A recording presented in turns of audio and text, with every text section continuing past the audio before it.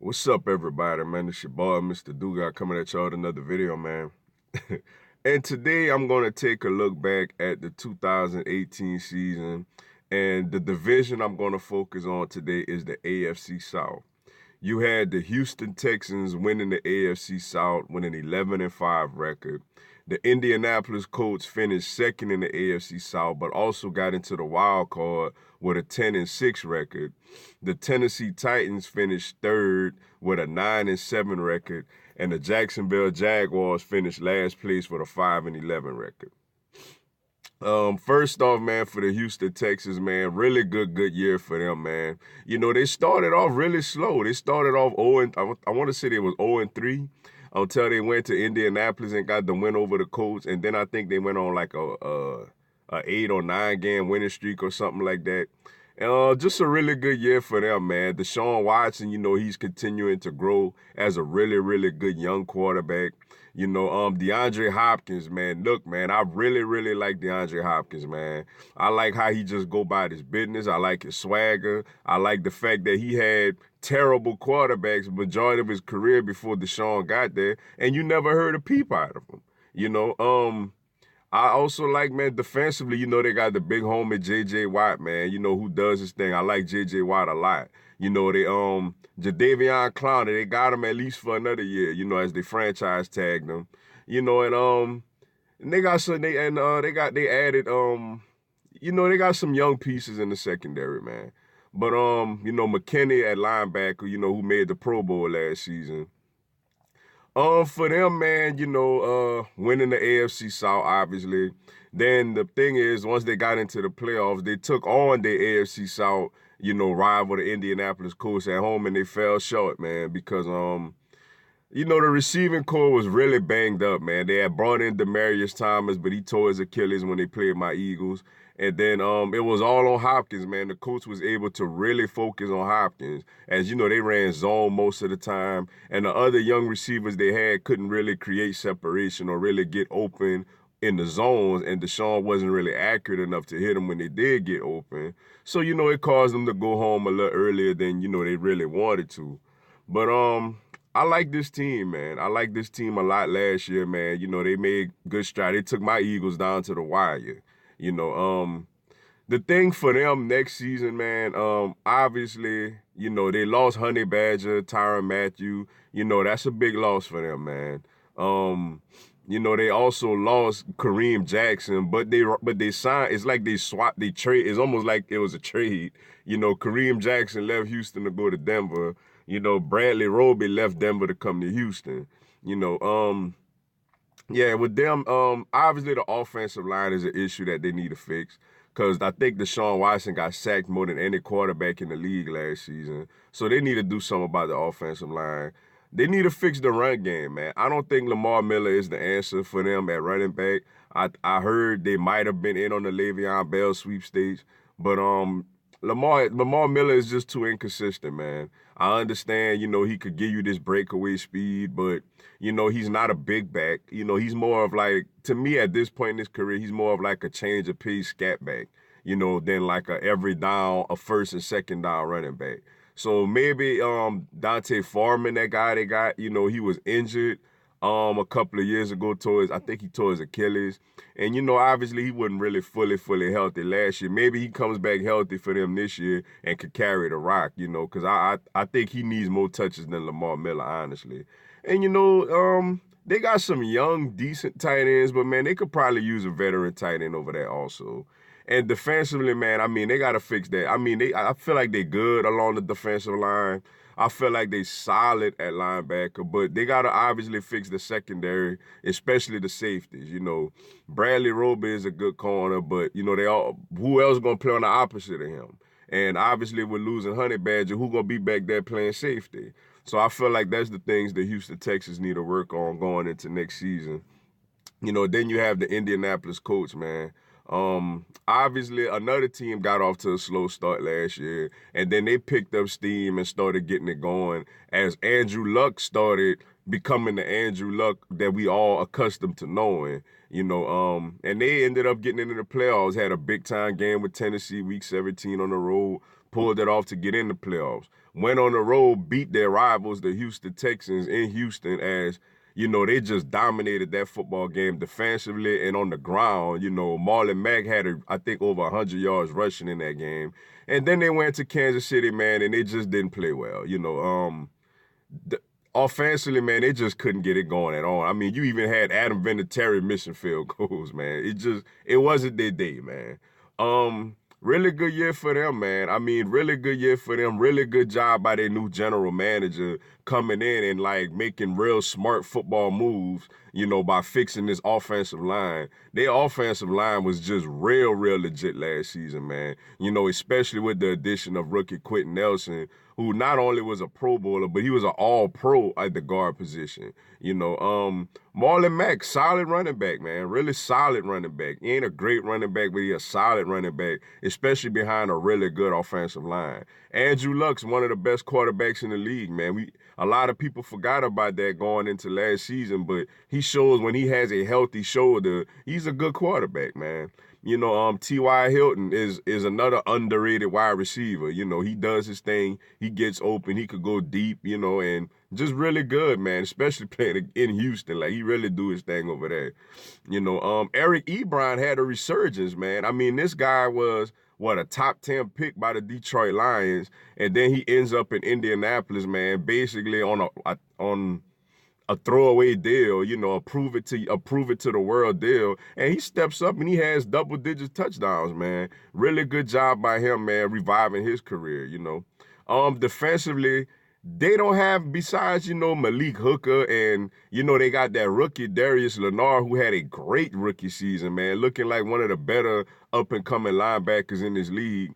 Besides those two guys, man, it was a bunch of no-name players on the defense, but they played solid. But they played real solid defense, man. To say they have nobody who you really know on that defense, man. Good year for the Colts, man. And, of course, I'm always root for my boy, man, Frank Reich, man, who was the former offensive coordinator for the Philadelphia Eagles, man. Shout out to Frank, man. I root for him, man. Frank is a really good coach, man. Colts fans, y'all got yourselves a coach over there, man. In free agency, the Colts pretty stingy, man. Like, they had the most money to spend in free agency, and they didn't really make big moves like that. They bought in Devin Funchess, I guess, as a possession red zone receiver, opposite of T.Y. Hilton. They did add Justin Houston, who could get after the passer, rush the passer, which is something they needed. But besides that, they didn't make no splashy moves to say they got a lot of money. I don't know if they kind of didn't really like this free agents class that much, or if they just really looking for something different to spend their money on, But they didn't really spend no money this season, man. But they got a good solid team, a good solid foundation over there, man. Their offensive line is big time, obviously. Luck is big time. Their running backs are solid. Maybe they could use one more receiver, especially kind of like a slot receiver. Defensively, man, maybe another interior D lineman would help them. Linebacker, I feel like they set at linebacker. And in the secondary, man, maybe they could continue to add some young defensive backs, via the draft. Then you have the Tennessee Titans, man, who finished with a 9-7 record.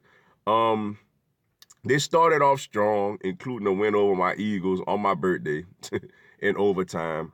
But, they just fell short, man. They fell short of getting into the playoffs, man. Marcus Mariota got to start staying healthy, man. I mean, they had to, with the season on the line, a chance to get into the playoffs. He's not out there, man. It's kind of like my boy Carson Wentz, man. Like, same thing with Wentz. Wentz got to stay healthy also, man. Mariota got to stay healthy. And you can't have Blaine Gabbert out there trying to get your team into the playoffs, man. Like, you just can't do it. My problem with Mariota is he's so small, man. He's so little in stature, man, that I don't know if he could continue to take such a physical beating, of the NFL, man. But, their offensive line, was kind of solid last year, man.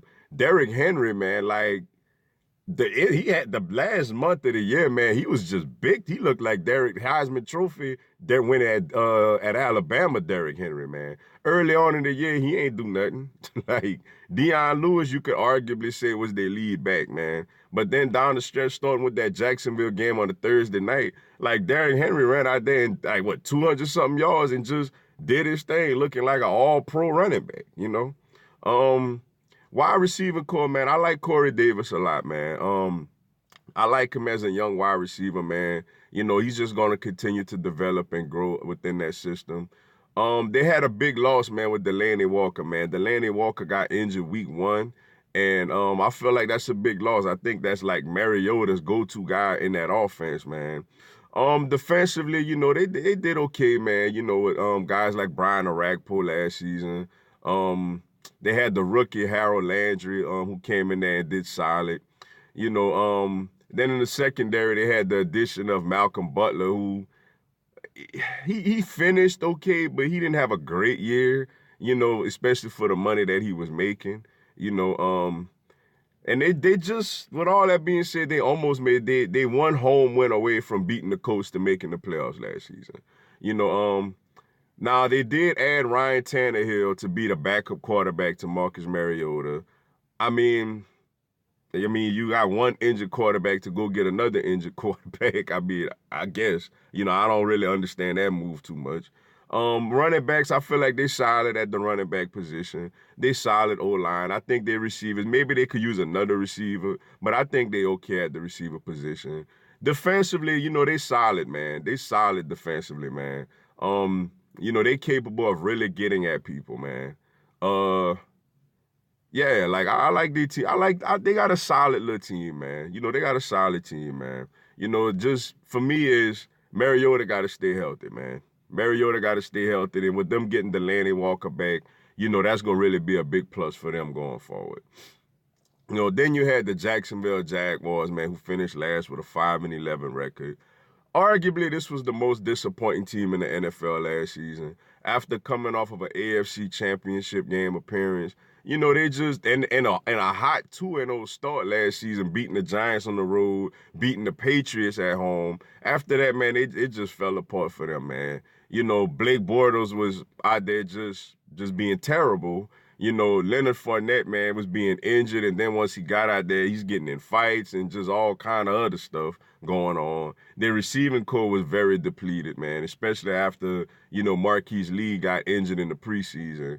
And defensively, man, it's kind of like the defense kind of just threw their hands up. It's like, I mean, it don't matter how much we stop these people, we can't score no points. So what's the point? They was playing uninspired. I still believe if this defense, you know, is motivated, they still a very, very good defense. But, I mean, they just threw their hands up, man, to the point where, you know, they traded Dante Fowler away to the Rams early on in the season.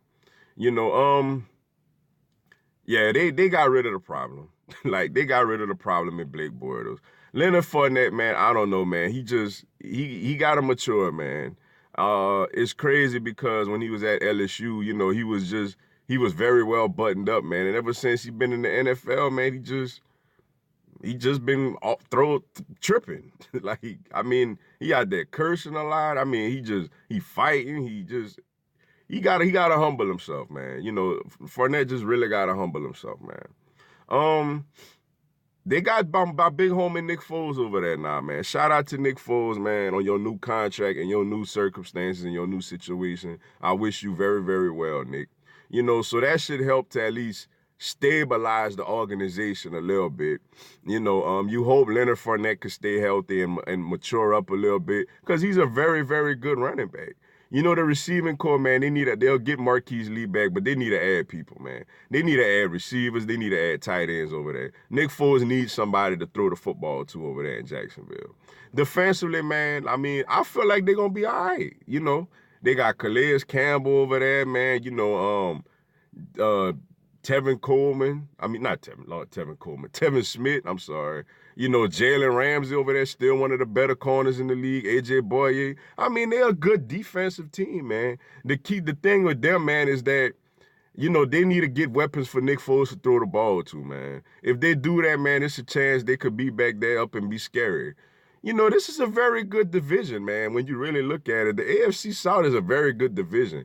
Obviously, Houston is very good with a good young quarterback. The Colts are very good with a good young quarterback. The Titans with a healthy Marcus Mariota are a team that really needs to be respected. And Jacksonville with Nick Foles, now if they give them people to throw the ball to, with that defense still intact, they could come back up and make some things happen, man. So, yeah, man, that's my recap look on the AFC South, man. But with that being said, man, that's all I got for y'all today. Appreciate y'all checking out the video. Go and give me a subscribe, man. I'm gonna have Eagles and NFL content, man, throughout the year. Y'all have a blessed one.